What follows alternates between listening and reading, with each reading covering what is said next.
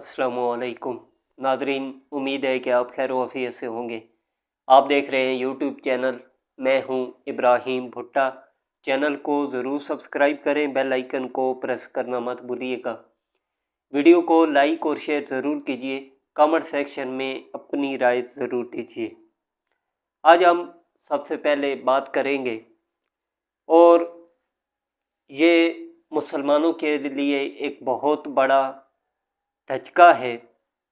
मुस्लिम ममालिक के लिए, ख़ास तौर पर मशरक़ी वस्ता के लिए, हसन नसरुल्लाह जिनकी उम्र लगभग 65 साल थी और वो बहुत बड़े लीडर हैं। 1992 से लेकर अब तक हज़बुल्लाह के लीडर के तौर पर काम कर रहे थे।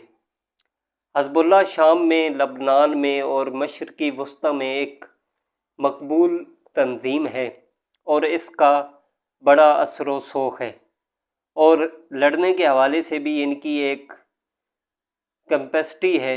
हज़बुल्लाह के ऊपर अटैक किया इसराइल ने, और इसराइल ने दावा किया था, और उनके दावे की तस्दीक ये कह रही है कि हसन नसरुल्लाह शहीद हो गए हैं। ये बहुत बड़ा नुकसान है, और ईरान की जानिब से रद्द अमल की तवक्को की जा रही है।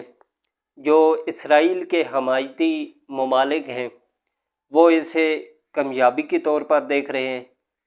जिस वक़्त इसराइल ने उस इमारत पर अटैक किया तो बताया ये जाता है कि उसे बाकायदा कैमरा के साथ कवर किया जा रहा था, जो कैमरा हिले भी नहीं।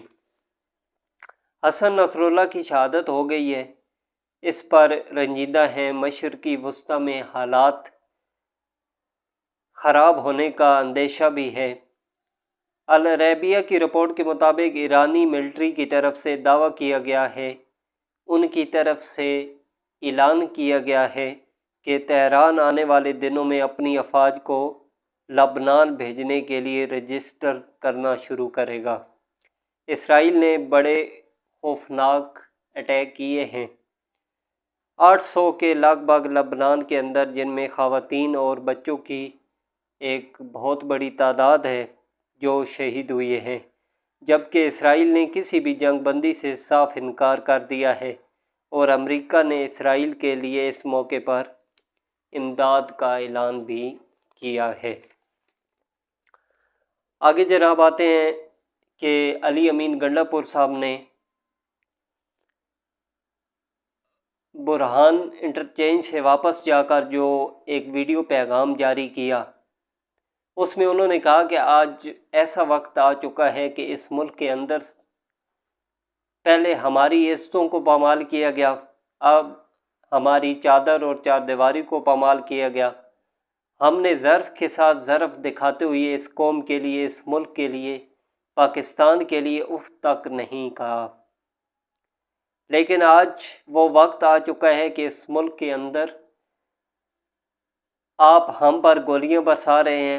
हमारे 2 कारकुनों को गोलियां मारी गई, तीसरे कारकुन को गोली लगी, उसका पता नहीं चल रहा। शेल मार के 50 कारकुन हमारे ज़ख्मी हैं।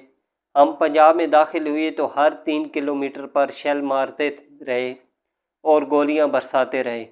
उन्होंने कहा कि ये पाकिस्तान हमारा है, ये पंजाब भी हमारा है, सिंध भी हमारा है, बलूचिस्तान भी हमारा है, पख्तूनख्वा भी हमारा है, कश्मीर भी हमारा है।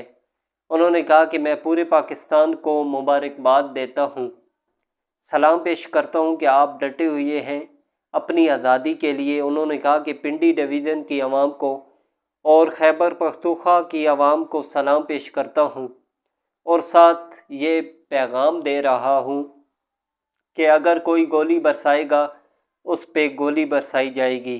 तुम एक गोली चलाओगे, हम 10 चलाएंगे। तुम एक लाठी मारोगे, हम 10 मारेंगे।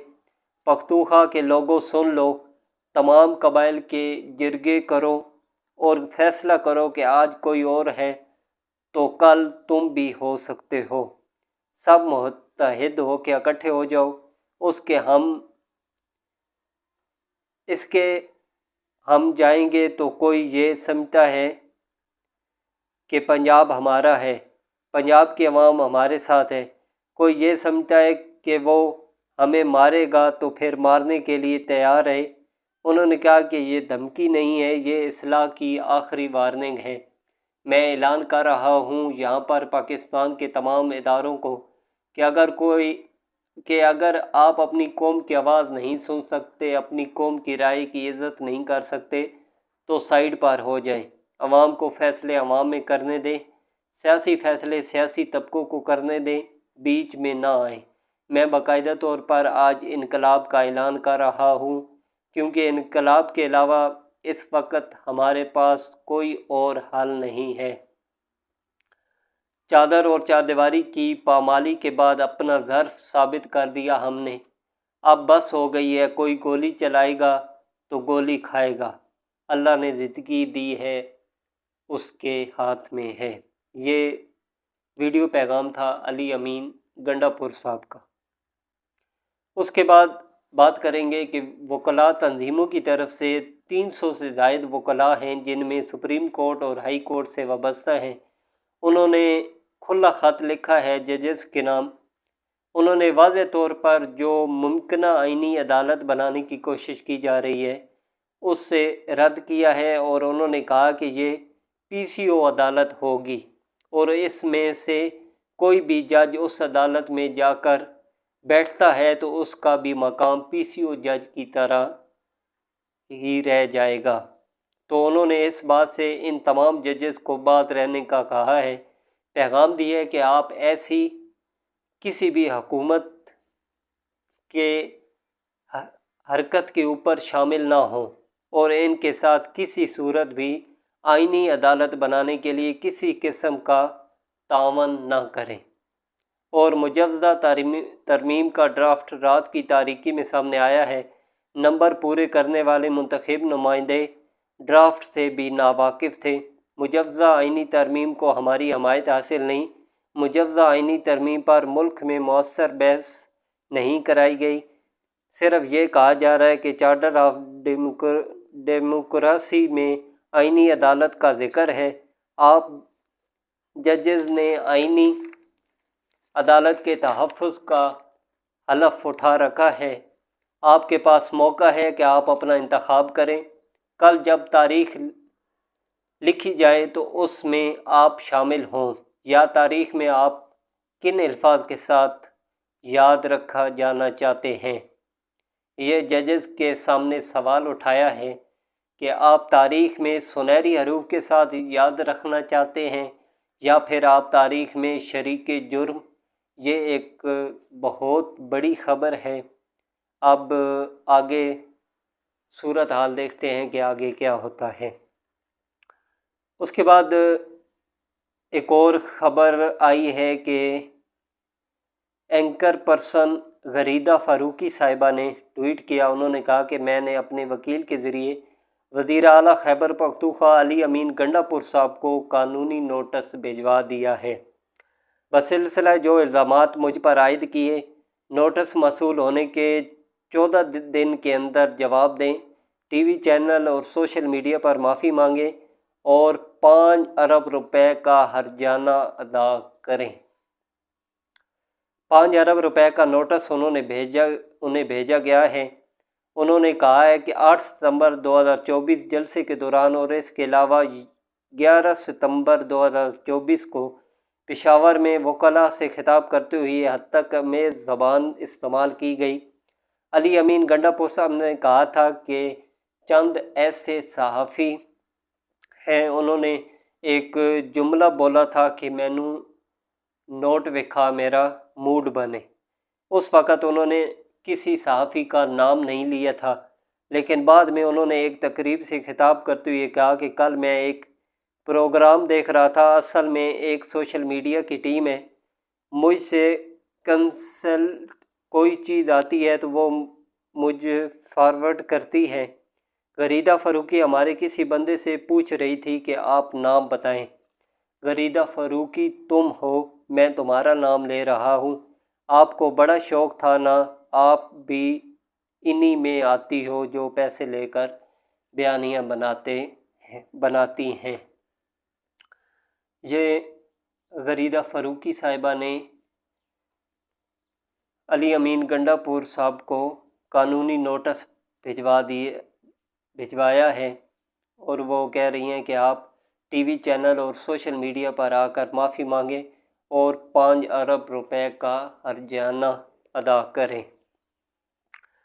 اس کے بعد اس کے علاوہ پشاور میں برہان انٹرچینج پر پاکستان تحریک انصاف کے کارکنوں پر شیلنگ کے خلاف خیبر پختونخوا حکومت نے قانونی کارروائی کا فیصلہ کیا ہے۔ بیان میں مشیر اطلاعات خیبر پختونخوا بیرسٹر سیف نے کہا ہے کہ کل پی ٹی آئی کارکنوں کو براہ راست شیلنگ اور فائرنگ کی گئی۔ شیلنگ پر کے پی حکومت عدالت جائے گی، جبکہ ایڈوکیٹ جنرل کے پی سے قانونی کارروائی سے متعلق کہا جائے گا، اور انہوں نے کہا کہ پرامن کارکنوں پر اس طرح شیلنگ اور فائرنگ کہاں کا قانون ہے۔ قانون کی پاسداری کو خیبر پختونخوا حکومت سے سیکھے۔ کل وزیر اعلیٰ علی امین گنڈا پور صاحب نے جس طرح پنجاب پولیس اہلکاروں کو محفوظ بنایا سب کے سامنے ہے۔ کیا پرامن احتجاج کرنا ہمارا حق نہیں ہے؟ انہوں نے کہا کہ جیلی حکومت نے کل ماڈل ٹاؤن جیسا پروگرام بنایا تھا۔ گزشتہ روز کارکنوں پر سیدھی گولیاں چلائی گئیں۔ راول پنڈی شہر اور موٹر وے مقبوضہ کشمیر کا منظر پیش کر رہے ہیں۔ یہ تھی جناب کے پی کے حکومت نے جو پی ٹی آئی کے جو کارکنوں پر شیلنگ کی گئی اس پر انہوں نے عدالت میں جانے کا فیصلہ کیا ہے۔ آج تک اتنا ہی، اجازت دیجیے، اپنا خیال رکھیے گا، اللہ حافظ۔